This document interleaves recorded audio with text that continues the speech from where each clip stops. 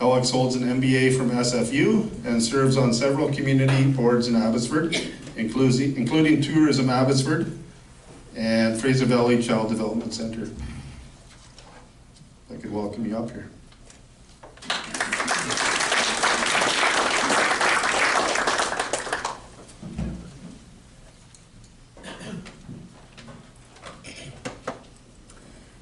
Well, good afternoon, everyone, and it truly is a pleasure to be back at the Chamber.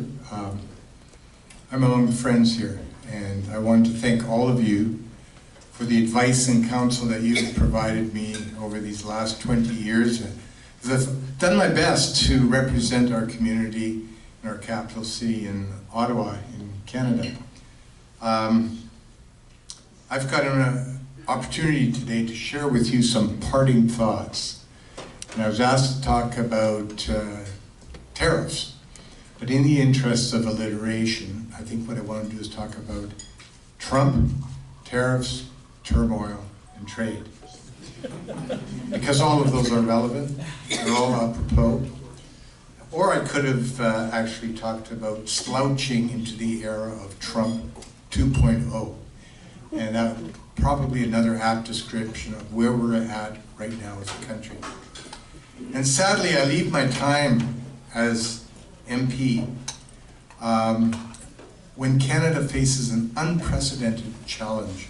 It's an existential crisis not of our own making, but created by a country that for most of our history has been our friend, has been our most trusted ally, and our largest trading partner. And it was British Prime Minister Harold Macmillan, who when asked what was most likely to knock governments off course, famously said, "Events, dear boy, events." And that's exactly what's happened. That event is actually Donald Trump. And those events are certainly knocking us off our feet and off our game.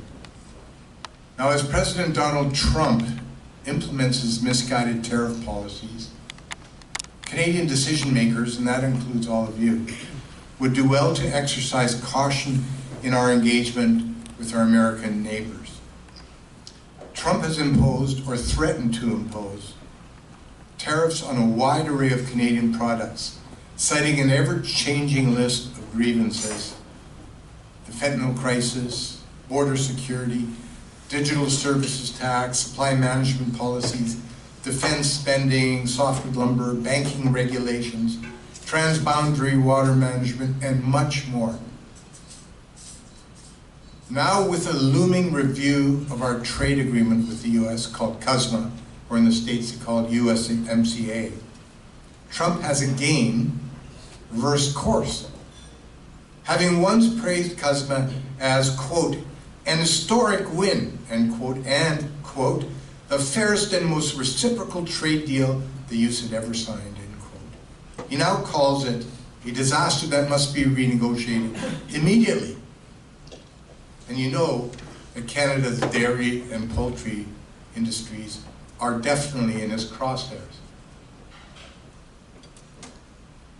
Now, as Ottawa prepares to respond, it must avoid falling into the trap of negotiating one-off concessions. Donald Trump has already demonstrated his willingness to use tariffs as an economic bludgeon, extracting concessions without reciprocity. In other words, reciprocal concessions. If Canada passively yields to these demands, we risk a diminished role in the North American economy and a new master-vassal relationship with the US. There is little hope that Trump will abandon this approach if Canada repeatedly capitulates to his increasingly unreasonable demands.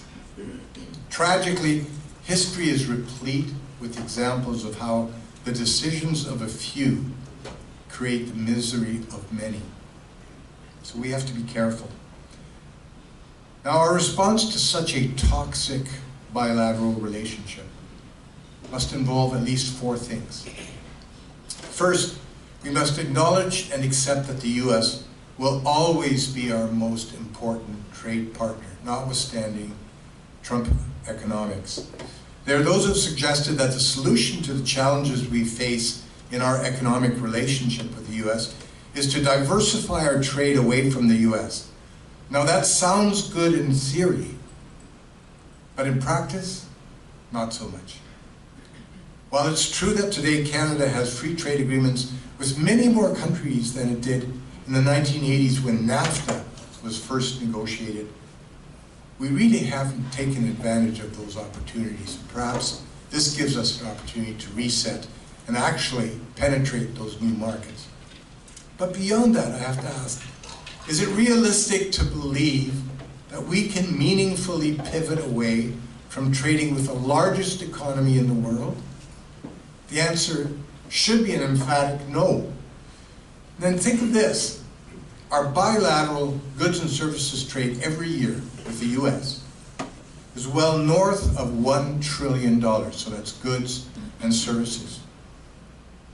Trade with our next largest partner, which is China, is less than 1/10 of that amount. And remember, that balance of trade is heavily in favor of China.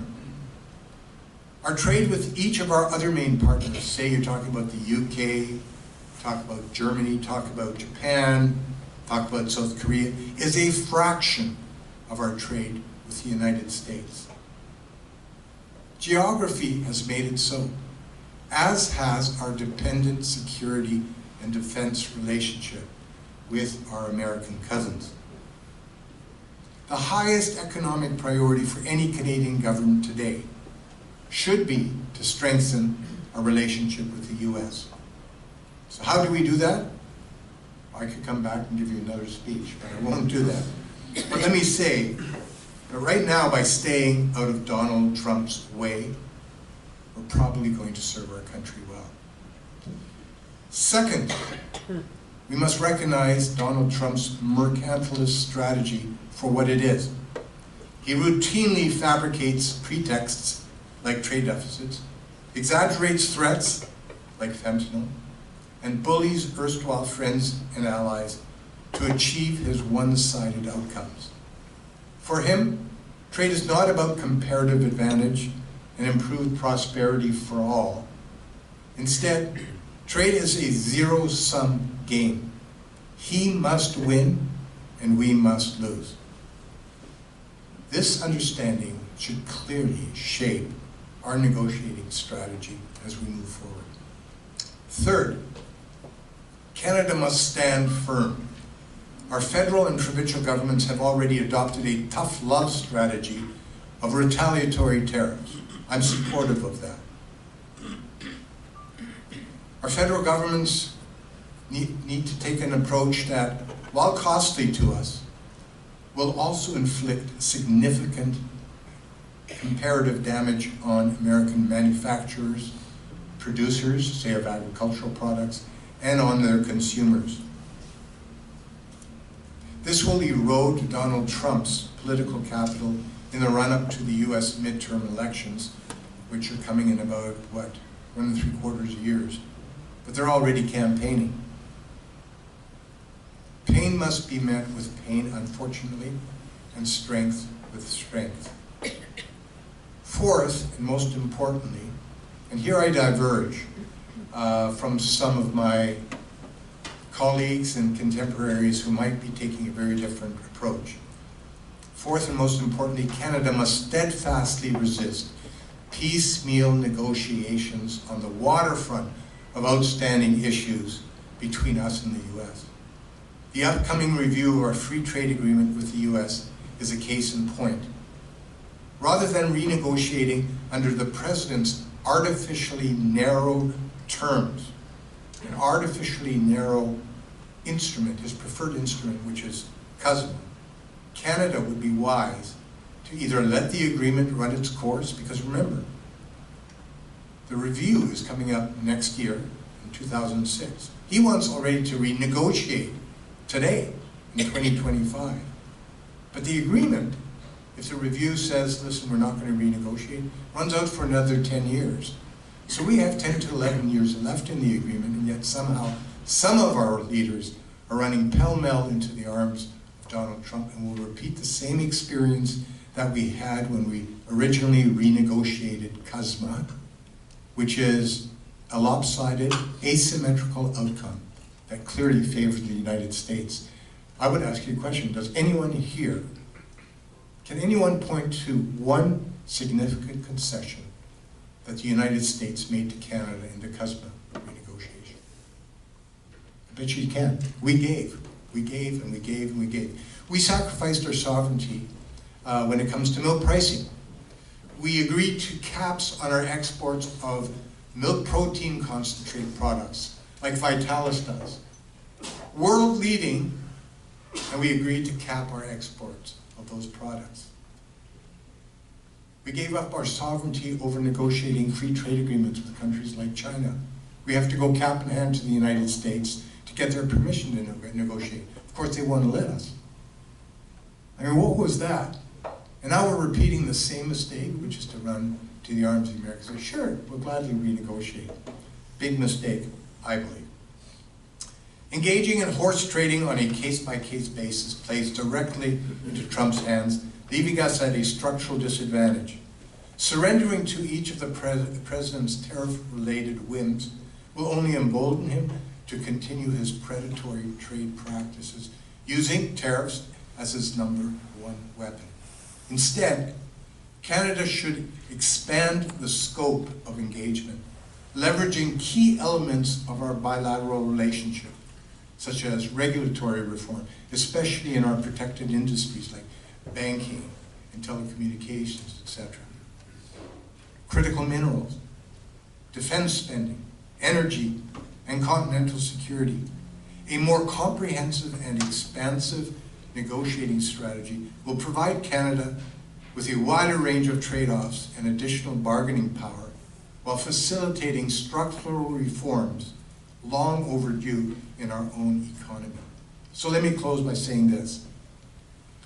Rather than sleepwalking or slouching into an era of endless and insatiable demands from Donald Trump, Canada must consolidate its position to counteract the asymmetry of our bilateral relationship.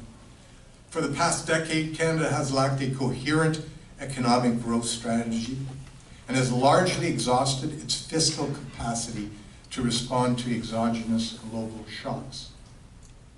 Trump's erratic and ahistorical trade policies only compound those vulnerabilities.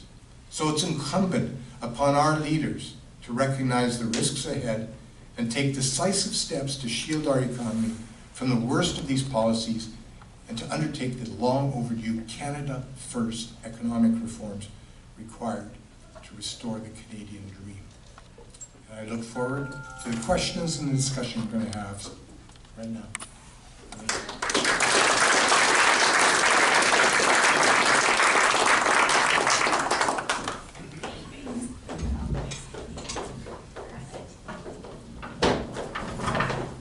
Look at that magic right there. Thanks, everyone.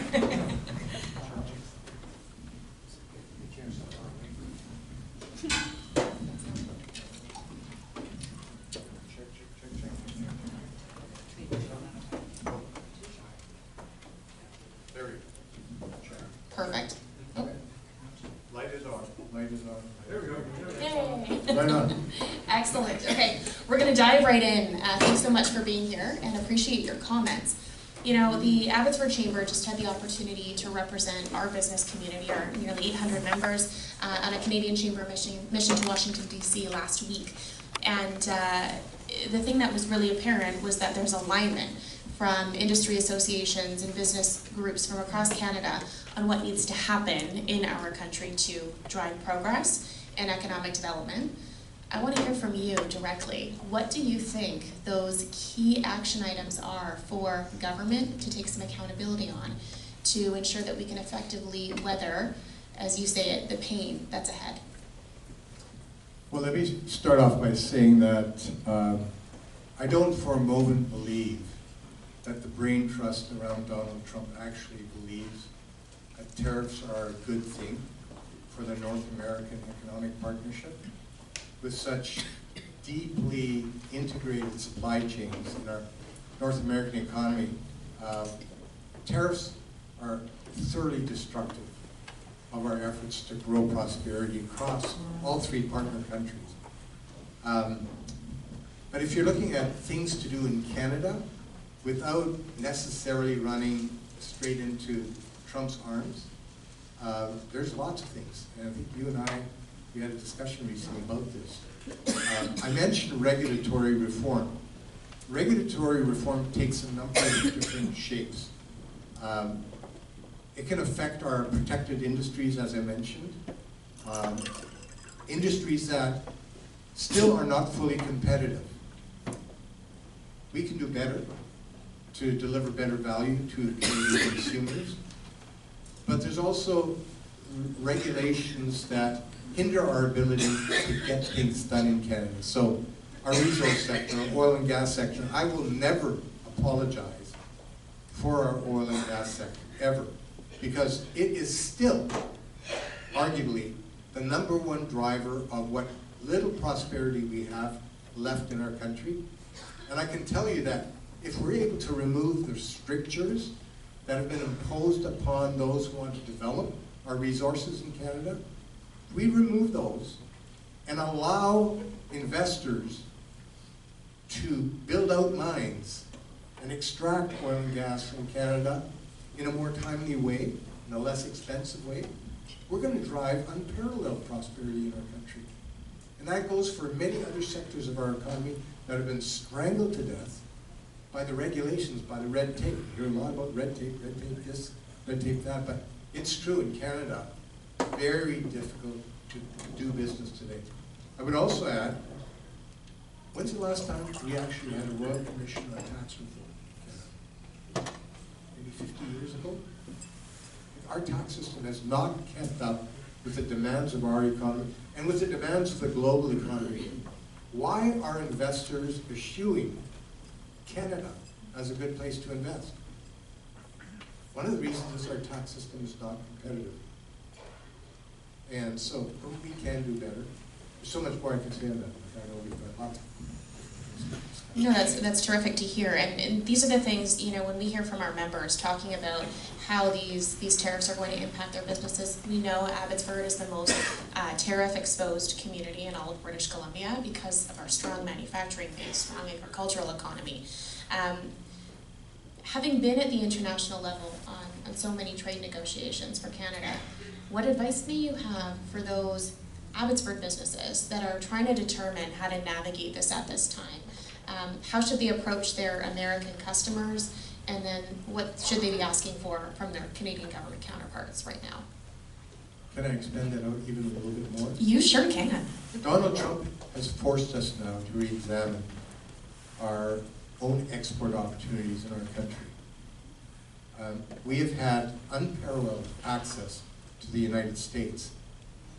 Under Stephen Harper, we negotiated trade agreements with, I believe, 46 different countries, bringing our total number to about 51 or 52 agreements. And those agreements were there to provide Canadian companies with access to one of the largest consumer markets in the world. We also negotiated a trade agreement with South Korea, you know, one of our larger trading partners. But our Canadian companies actually looking to South Korea or Japan. We have a trade agreement with Japan now. We haven't actually deliberately gone out there and explored those markets the way we should or could have. Now we're being forced to do that. And I'm not for a moment suggesting that we abandon America as our #1 trade partner. We won't. That's our biggest opportunity. But now we're being forced to look at some other opportunities. Let's do that. I will say this too. We have this treasure in Canada called the Canadian Trade Commissioner Service. A lot of businesses that have sort of thought about exporting, they say, oh, you know what, it's just too complicated. All the rules, you know, behind the borders, you know, sanitary and phytosanitary rules, if you're trying to export agricultural products. That's what the Trade Commissioner Service of Canada is for. We have offices around the world. In fact, when I was minister, I think we brought the number of trade offices in China alone to 14. Now, I don't know if they're all open anymore, but it was a serious market for us, and the trade commissioners are there to help you as business people penetrate those markets, position yourselves in a way where you can actually extract value out of the goods that you're producing or the services that you offer. So it sounds like a clear invitation to, you know, businesses in Abbotsford to think about those other markets, to look at them. Maybe this is an opportunity to meet the moment and to do that hard work that perhaps could have happened a number of years ago, but let's take this opportunity now to look at diversification. You know, if I can make a suggestion, Please Alex, do. you may want to have a trade commissioner from Vancouver come out and speak at one of your events. And Already in the queue, inspire- absolutely. Yeah, okay, good. Definitely. No, thank you for that. So what else? What else is top of mind in terms of? And again, we can't control the decisions that are coming out of the White House. That's imminently clear. What else can Canadians be doing, and what else can Canadian government be doing at this moment to position our country effectively to weather the storm of the next 4 years? I talked about trade with other partners around the world, especially the EU and maybe Japan, South Korea. But what about trade within Canada? And I'll confess, under the Harper government, we started to work on trying to remove interprovincial barriers to trade. And we came up with something called the Canada Free Trade Agreement, the CFTA. It's still in force, but it only scratched the surface of all the protectionism that takes place within our own country, amongst our provinces and territories. Now, I was pleased to see that the current federal government has started to embark upon a process where provinces are realizing, listen, we are facing an existential threat. One of the ways we insulate ourselves somewhat to that is to open up trade within Canada. Get rid of those barriers. And those barriers are significant because, remember, across Canada, certainly amongst the professions, those professions are regulated semi-independently of the provincial governments. They're regulated as creatures of the provincial governments, but sort of manage their own affairs. And they need to be brought on side and given a mandate that, listen, we are all Canadians. If we have a nurse in Newfoundland, that nurse, properly trained, should be able to practice nursing in BC without major barriers in the way. And there's hundreds and hundreds and hundreds of barriers like this that we could remove, but it would require the right will from the provinces and the federal government. And I believe that will is now there because of that threat we face. Absolutely. I think it's been on the minds of virtually every Chamber of Commerce across Canada for years. It's been talking about interprovincial trade and needing to dismantle those barriers. Maybe now we can finally do it. We have to. So hopefully this can be a catalyst for change. I want to wrap up because we've got to move along very shortly here. I want to wrap up with your thoughts on Canada's competitive advantage right now. We've talked a lot about some of the challenges, the things that we need to work through and improve upon. But what's Canada's competitive advantage that we could really capitalize on in the months and years ahead? We have many competitive advantages, most of which we haven't taken advantage of. Our proximity to the United States, the largest economy in the world, in world history actually. So we still have to nurture that. But in terms of our competitiveness, I've already mentioned our tax system, which is not competitive right now. We also have a challenge with labor. We have a lagging birth rate. We have the baby boomers who are now retiring. And I have some ideas how we keep the baby boomers in our workforce for longer than just up to age 65. There's many baby boomers. I'm so sorry. I'm hearing the groans in the back. But let me explain. There are many Canadians who are struggling to live right now. They're retirees. They're on fixed incomes, pension incomes. Because of inflation, they're falling behind. And they're not enjoying the retirement that they were promised by our country. Now these same people, many of them, don't mind working 10 or 20 hours a week, but they realize when they do, what they receive for those 20 hours gets clawed back under our tax system. So I've actually made some proposals to our team in Ottawa as to how we can facilitate those seniors that would like to have a little bit of supplemented income so that they can improve their final years on Earth and do it without paying a tax penalty. There are things we can do because, you know, without the appropriate labor force, we're going to have to maximize our immigration. And that has its other challenges, such as housing, such as our social services that are being just swamped by the numbers of people demanding services. And as you talk about labor, you know, we've seen numerous labor disruptions on our ports regularly, too often, limiting some of our ability to trade and ensure that products can be brought to market. But we won't get into that because then we'll be here all afternoon. I want to ask you one last question as we close off and move to the next part of our AGM, which is this. You've been an MP for Abbotsford for many, many years. This is now the ending of your period of time as a Member of Parliament, having served in numerous portfolios representing our community. What words would you like to leave to our Chamber membership? You've been a part of this network for a very long time. I want to give you an opportunity to say a few words at your last official Chamber event in your capacity right now. Well, I would say this, don't give up on Canada. I've looked around the room and this individual is not here, so I think I'll share the story without naming him. One individual came up to me, he's a friend of mine, he came to me in the office, and I could tell he was irate. He said, Ed, I've had it. I am pulling up stakes, I'm taking my company with me, I'm moving down to Texas. The United States is so much better, it's so much better down there. And after he'd really vented, and he was quite serious about it, he had already put in place some plans to move towards that goal. And I said, sir, you were born in this country? Yeah. Have you ever had to go to war? No. Were you raised in the lap of luxury, relative luxury? Yeah. How's your business doing? Well, it's $1 million business. I'm pretty happy with it. I said, have you ever lacked for health care? No. I said, and you're not prepared to fight for this country?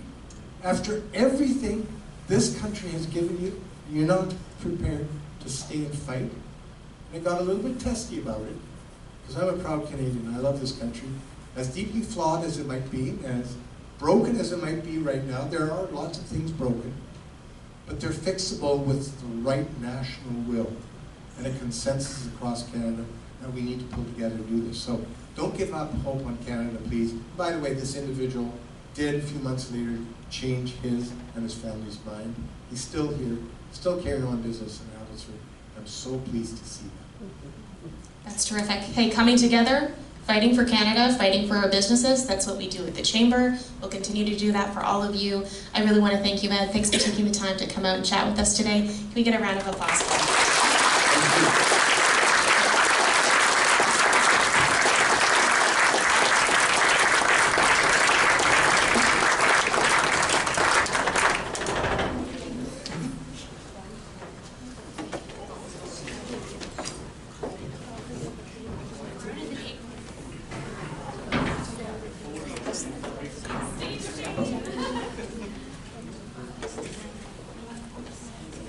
I'm missing parts and pieces here, I think. Thank you, Ed. Thank you, Alex.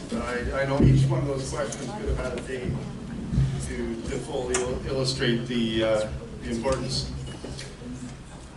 At this time, we're going to do the installation ceremony for directors.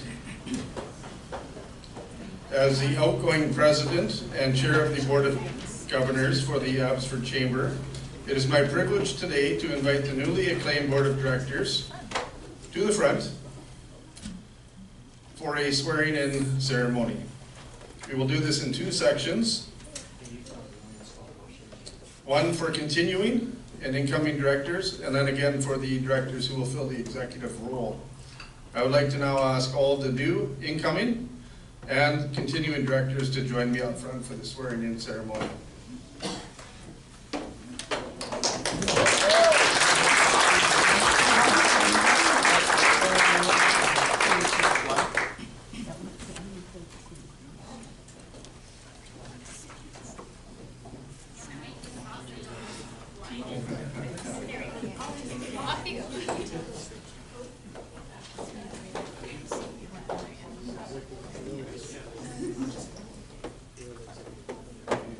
We're all here.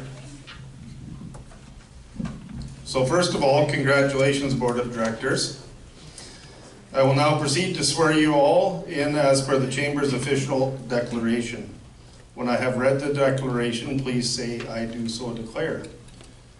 I declare that I will faithfully and truly perform my duties as Director of the Abbotsford Chamber of Commerce, and that I will, in all matters connected with the discharge of such duty, do all things, and such things only, as I shall truly and conscientiously believe to be adapted to promote the objects for which the Abbotsford Chamber of Commerce was constituted, according to the true intent and meaning of the same. Thank you. So, next up, we have the executive positions. Those that will be assuming those positions of President, Vice President, Secretary, and Treasurer. You know who you are. Yeah.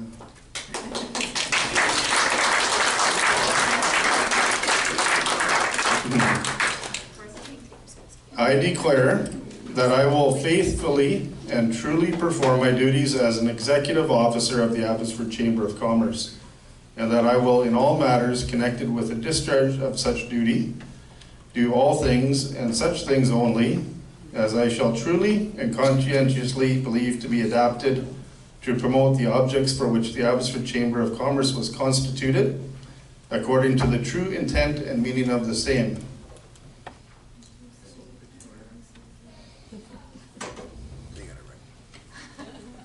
Thank you. Applause for all the new directors.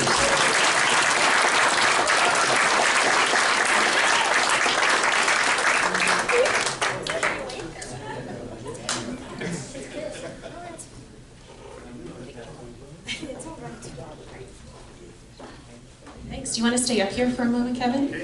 Because now I'm going to talk about you. So Kevin, this is just an opportunity to thank you in front of our membership for your leadership over the past year as president. Not only have you served in this role, but on numerous roles on executive and many years as a director at the Chamber. And you have been a fantastic force as the leader of our organization, setting our strategic vision, supporting our board directors to continue to grow in their roles. And I want to sincerely thank you for that. In my role over the past year, you've been supportive. You've been there as a sounding board as issues arise, there to provide all of your support and leadership as we've navigated sometimes challenging situations, celebrations, major wins. You've been there every step of the way. So I really want to thank you for that. And if we could all give Kevin another round of applause for his leadership.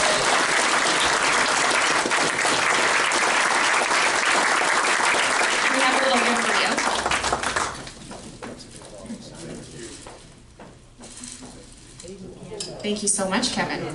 I'm going to recognize one other person actually while I'm up here. You guys gave me the mic, see, this is the problem. I want to give a special recognition to Sam Berry. Sam, do you want to come on up?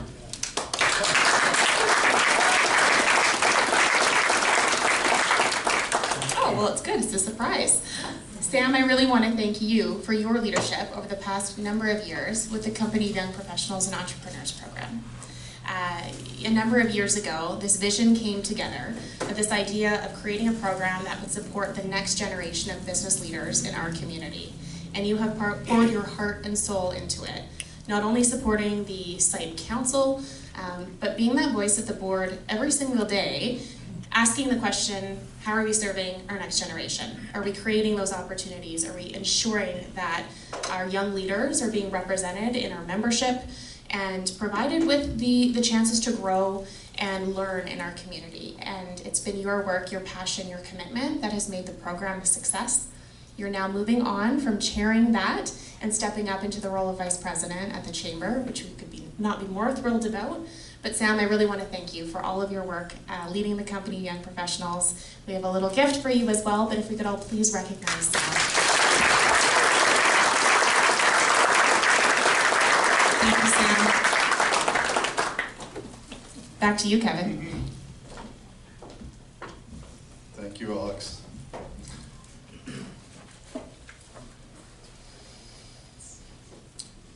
Outgoing President's Address. I will condense it a bit in the interest of time. Again, thanks, Jeff. As my time as President of the Abbotsford Chamber of Commerce comes to a close, I would like to recognize what an honor it has been to serve this dynamic and resilient business community.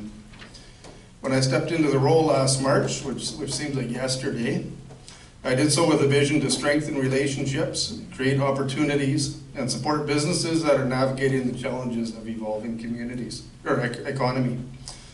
Over the past year, I have watched the Chamber grow, not just in numbers, but in impact, influence, its ability to create meaningful change, and weather these different economic turmoils that we've had and are continuing to work with. I'd like to extend my deepest gratitude to our Chamber team, the board members, partners, and most importantly you, all of our members. Your dedication, resilience, and passion for this community are what makes the Chamber a driving force for economic growth and innovation in not just Abbotsford, in the world. I'd like to also thank the executive, and specifically Sam Baring, Paul Penner, and Katie Yu, who's not here today, for being such a great executive. You guys were incredibly nimble and responsive. Thank you for being the great individuals that you are. To those that have had the privilege of working alongside, thank you for your trust, your collaboration, and your unwavering commitment to making Abbotsford a place where businesses and entrepreneurs want to thrive, or do thrive. I look forward to seeing the Chamber continue to flourish, and I remain committed to supporting its ongoing success moving forward. Thank you for having me as your president.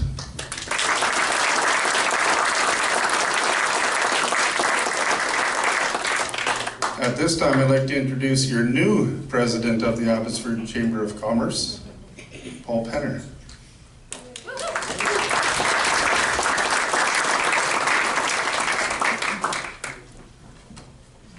And I was just going to edit my speech, but too late. You get what I have.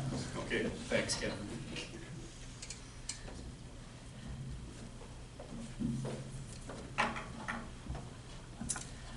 First of all, most important, I would like to welcome my special guest of honor, Debbie, my wife.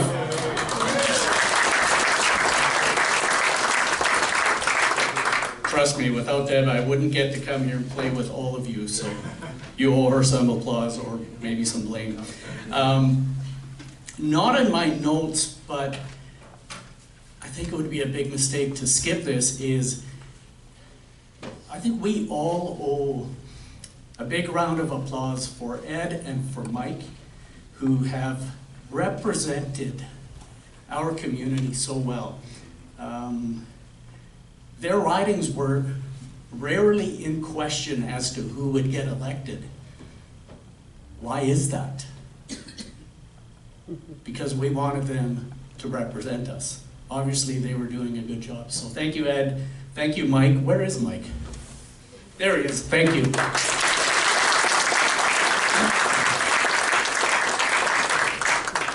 Kevin, my mentor in the chamber world. By the way, if you guys don't like what you see, blame him. The hair, the beard, all Kevin's idea. And if you saw the slide behind Kevin, when he came into this role here at the chamber, he had a lot of color in the beard. It's all gone. Julie says it's his wisdom. So I'll go with that. Kevin, you cast a long shadow, not just figuratively. Your leadership has put us in a great place. We are financially strong. We have a clear plan to go forward and a great team to bring the plan to fruition. I know I may not be able to fill your size 13 shoes, but I'll do my best to build on your success. I mentioned that we have a great team. The directors, the chamber's staff, Alex, the CEO, Craig, our interim or acting CEO, I forget what the actual name is for it. Thank you for a great year. We've accomplished a lot. The Abbotsford Chamber of Commerce is a success because of you. So what's next? Well, I recently had lunch with Alex and Craig. I think they called it the new Prez lunch. I had chicken, not fried. In our discussion, I was asked if I had any big ideas or plans for my next year. No big ideas. No big changes. I don't believe in change for sake of change. One of my mottos is better than I found it. Whether I'm hiking and picking up a little extra piece of trash on the way down, or whether I'm serving on a committee or a board. My goal is simply to leave it better than I found it. With the legacy left by Kevin, last year's board, with the uber capable Sam and Josh at my side, I think it's a realistic goal. We will leave it better than we found it. If you don't know me yet, I'm a realtor. I work with all kinds of clients from various walks of life, different businesses, different challenges that they face. And right now, the market is slow. Sales are slow. This is what happens when consumers are uneasy. Consumer confidence drives my industry. Consumer confidence drives your industry. If consumers and businesses are concerned about the future being worse than it is today, they stop spending. Or as Rick Mercer likes to say, they hunker. They hunker down. Canadians are very good at hunkering. We can weather winters, we can weather whatever we're facing. But hunkering down isn't the answer. We need to go forward. The tariff announcements are creating a lot of uncertainty and in many cases, absolute chaos to our clients. One of my clients has a large trucking company. Every day he has hundreds of trucks picking up and dropping off loads all over North America. His clients are nervous. That's impacting his business. Another one of my clients is a small heating contractor. His heat pumps, his furnaces, his air conditioning units all come from the US. That's impacting his business. There are a few businesses in this community that are not impacted by all the trade discussions. Developers, car dealers, travel agents, everybody in this room is likely facing uncertainty. We're all nervous. Well, as the saying goes, when life gives you lemons, make lemonade. Well, right now, the supply chain for lemons isn't ideal, right? But maybe it's a good time to make some raspberry juice. Maybe it's a good time to make a really good hazy IPA. I know I could go for one. We need to look around for opportunities that often accompany adversity.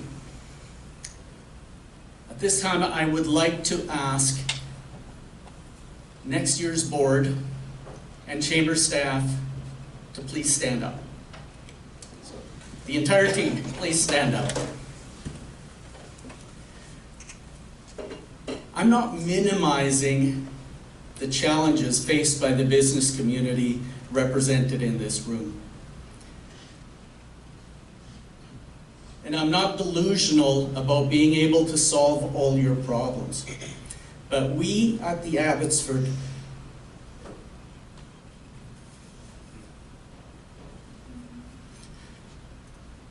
at the Chamber, we're here to help you if you need help. If you need somebody to advocate for you, to cut some red tape, call us. If you need somebody to connect you with someone else in a different part of our chamber or across the country, call us. We have thousands of chamber members throughout the nation that right now are open for new connections. So if you have a question, if you have a need, reach out to one of the staff. Reach out to the board members. We want to help you. We are here to serve you. And we're looking forward to getting through this challenge together and getting through it stronger. There are opportunities. It looks dark right now, but I guarantee you, if we team up, we're going to come through this stronger, better than we are in right now, and less vulnerable to challenges from abroad. Kevin was referring to me as president. We just recently bought a place in Mexico, and right now, El Presidente sounds a little more attractive than so thank you. You guys can sit down. Thank you all for coming out, and thank you for lending your support to the Chamber. If you want up-to-date information about the tariff challenge and latest developments, visit our website. Under the advocacy section, we've got a lot of up-to-date current information about what's going on. We want to hear from you. It's important that we get your feedback. On each of your tables, there's a QR code. If you haven't done so yet, please scan it. Give us your feedback. We want to represent you. We want to represent what you guys want. So if you've got some comments, we want to hear them. So please do fill out the questionnaire that is at the other end of that QR code. We've got a lot of activities coming up. We've got a big full calendar of events. If you go to the abbotsfordchamber.com/events section, I know, you're all going to remember that. Go to our website, look for events. March 20th, we have a new members orientation. Whether you signed up a few years ago or whether you just signed up, if you've never been to the orientation, I suggest you attend, because it gives you a good inside look at what we have to offer.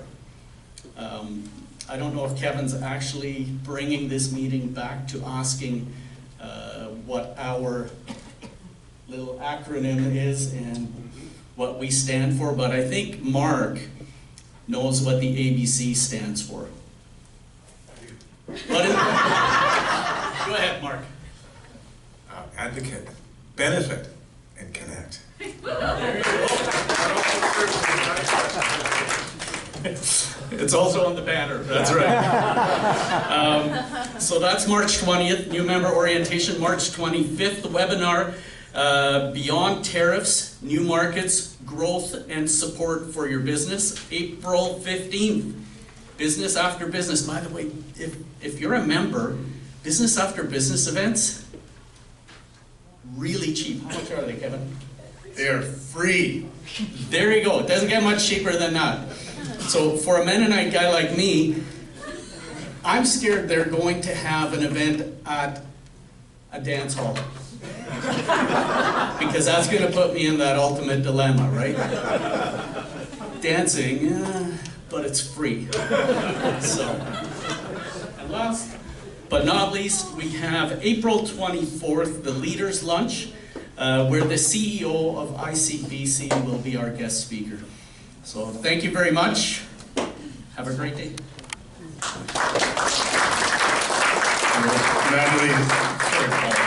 Natalie so kindly brought to my attention that I did not call for a motion to adjourn the AGM. Thank you. Seconder, thank you. All in favor? Any opposed?